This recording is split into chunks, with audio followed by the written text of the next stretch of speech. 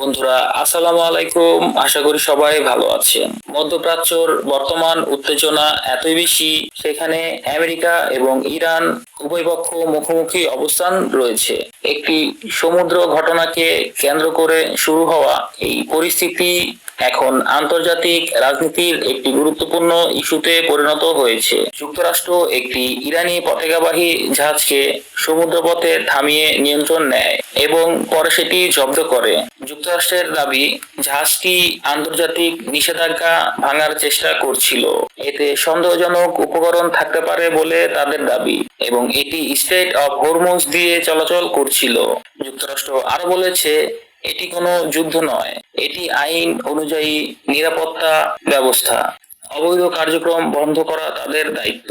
এই ঘটনাকে কেন্দ্র করে ইরান কঠোরভাবে প্রতিক্রিয়া জানিয়েছে। তাদের বক্তব্য, এটি আর্মেড পাইরেসি, আন্তর্জাতিক আইন লঙ্ঘন, যুক্তরাষ্ট্র চাপ সৃষ্টি করছে, শান্তির কথা বলে সামরিক শক্তির ব্যবহার করছে। ইরান আরো বলেছে, ভবিষ্যতে এই ঘটনা ঘটলে কঠোর জবাব দেওয়া হবে। কোনো চাপ তারা মানবে না, জাতীয় স্বার্থে তারা দৃঢ় থাকবে। এমত অবস্থায় চীন বলেছেন, পরিস্থিতি সংবেদনশীল, উত্তেজনা বাড়ানো উচিত নয়, আলোচনার মাধ্যমে সমাধান করা উচিত।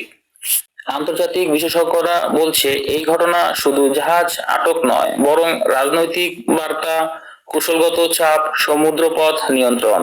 বর্তমানে কূটনৈতিক উত্তেজনা চলছে, দুই পক্ষই অনড়, ঝুঁকি রয়েছে। এই পরিস্থিতি ভবিষ্যতের জন্য গুরুত্বপূর্ণ সংকেত। বর্তমানে পরিস্থিতি অত্যন্ত সংবেদনশীল, একদিকে নিরাপত্তা, অন্যদিকে আগ্রাসনের অভিযোগ উঠছে। আসসালামু আলাইকুম বন্ধুরা, আজকের এই নিউজ এই পর্যন্তই। আশা করি সবাই ভালো থাকবেন। আমাদের নতুন চ্যানেলটি সবাই সাবস্ক্রাইব করবেন, লাইক করবেন, কমেন্ট করবেন। ধন্যবাদ।